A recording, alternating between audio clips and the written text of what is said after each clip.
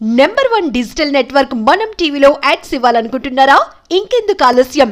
Development మీది, ఆ బాధ్యత మాది. వెంటనే ఈ నెంబర్ కి కాల్ చేయండి. నమస్తే, వెల్కమ్ టు మనం టీవీ. నా పేరు వలి. ఆంధ్రప్రదేశ్ అసెంబ్లీ సమావేశాలు జరుగుతున్నాయి. అసెంబ్లీ సమావేశాల్లో ఉచిత గ్యాస్ పథకానికి సంబంధించి ఒక కీలక ప్రకటన ఇచ్చింది పౌర సరఫరాల శాఖ మంత్రి నాదెండ్ల మనోహర్ గారు.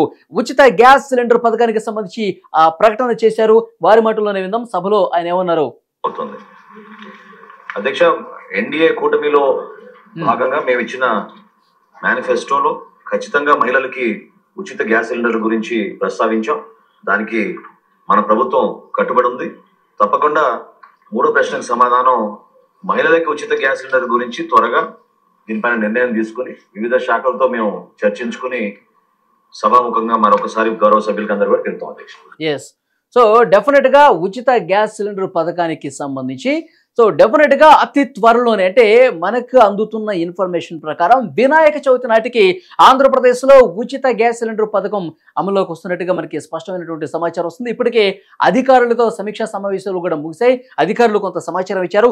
విధి విధానాలు ఏ విధంగా ఉండాలి, ఎవరికి ఇవ్వాలి, సో ఎంతమంది ఈ పథకానికి అర్హులు సాధించే అవకాశం కనిపిస్తుంది, దీనికి ఎన్ని వేల కోట్ల రూపాయలు బడ్జెట్లో కేటాయించే అవకాశం ఉంటుంది, వీటన్నిటికి సంబంధించి ప్రాథమిక సమాచారం అయితే ఆయా శాఖలకు సంబంధించి ఈ పథకం మీద సమీక్ష చేసినప్పుడు మంత్రి నాదెండ్ల మనోహర్ గారికి ఈ రిపోర్ట్ ఆల్రెడీ వచ్చేసింది.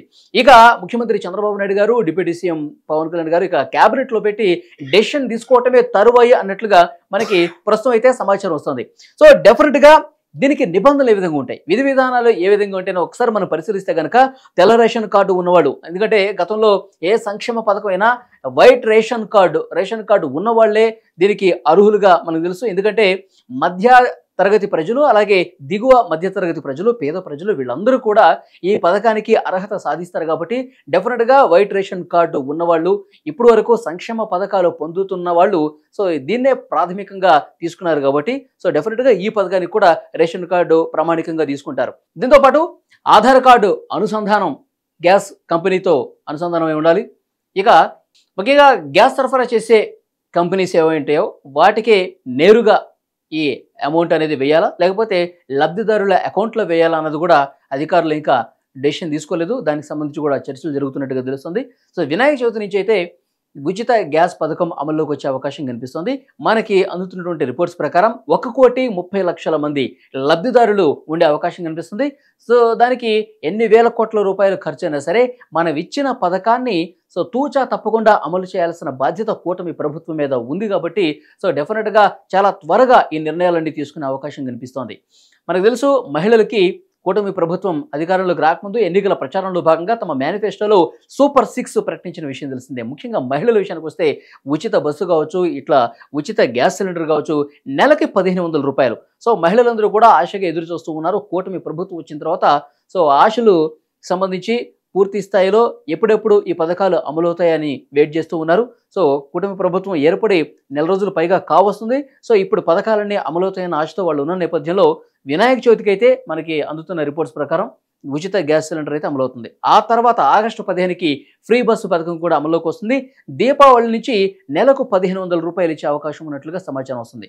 సో బడ్జెట్లో ఎన్ని కేటాయింపులైనా చేద్దాం, మనం ఇచ్చిన హామీకి కట్టుబడి ఉందామని చెప్పి చంద్రబాబు నాయుడు గారు, పవన్ కళ్యాణ్ గారు సో పలు క్యాబినెట్ మీటింగ్స్లో కూడా చెప్పిన సమాచారం ఉంది. ఒకవైపు కేంద్రం నుంచి మనకి నిధులు వస్తూ ఉన్నాయి. అమరావతి రాజధానికి కావచ్చు, పోలవరానికి కావచ్చు, సో వెనుకబడిన ప్రాంతాలకు కావచ్చు, సో పరిశ్రమలు రావడం, పెట్టుబడులు రావడం కోసం సో డెఫినెట్గా ఆంధ్రప్రదేశ్ అభివృద్ధికి ఏదైతే సహకారం కావాలో కేంద్రం నుంచి 100కు 100% వస్తుందని ఒక భరోసా పార్లమెంట్ సమావేశాల సందర్భంగా ఆర్థిక మంత్రి నిర్మలా సీతారామన్ కూడా చెప్పిన విషయం మనకు తెలిసింది. సో డెఫినెట్గా ఆంధ్రప్రదేశ్లో అన్ని పథకాలు అమలు చేయడానికి ఆల్రెడీ రంగం సిద్ధమైపోయింది. అధికారులతో సమీక్షలు జరిగాయి. ఎన్ని వేల కోట్ల రూపాయలు ఖర్చు అయినా సరే నిజమైనటువంటి అర్హులందరికీ, లబ్ధిదారులందరికీ పథకాలు వర్తిస్తాయి. వినాయక చవితికి అయితే ఈ గ్యాస్ పథకం అమల్లో తీసుకొచ్చేందుకు శాయశక్తుల ప్రయత్నం చేస్తున్నారు. అధికారులతో ఇప్పటికే చర్చలు కూడా పూర్తయినట్టుగా తెలుస్తుంది. ఇక రూట్ లెవెల్లో ఎంతమంది ఉంటారు, ఎంతమందికి వాళ్ళని ఏ విధంగా గుర్తించాలి, సో చాలామంది లబ్ధిదారులను గుర్తించే ప్రక్రియకి సంబంధించి కొన్ని రిపోర్ట్స్ కూడా తెప్పించుకుంటారు. అంటే క్షేత్రస్థాయిలో సచివాలయ ఉద్యోగులు సో ఆ గ్రామంలోనే ఉంటారు. కాబట్టి ఎవరు అర్హత సాధిస్తారు ఈ 3 గ్యాస్ సిలిండర్లు సంవత్సరానికి పథకానికి సంబంధించి వాళ్ళు కూడా వాళ్ళ దగ్గర ఉన్నటువంటి ఇన్ఫర్మేషన్ సో ప్రభుత్వానికి అందజేస్తూ ఉన్నారు. ప్రతి గ్రామంలో ఎన్ని కుటుంబాలు ఉంటాయి, అలాగే మండలానికి సంబంధించి, జిల్లాకు సంబంధించి, ఇట్లా రాష్ట్ర వ్యాప్తంగా చూసుకుంటే 1,30,00,000 వరకు అయితే ఉండే అవకాశం ఉన్న ఒక అంచనా కనిపిస్తుంది. సో డెఫినెట్గా ఎన్ని వేల కోట్ల రూపాయలైనా సరే ఈ పథకం తప్పకుండా ఫస్ట్ పథకం దీన్నే అమలు చేసే ఉద్దేశంలో గవర్నమెంట్ ఉన్నట్టుగా తెలుస్తోంది.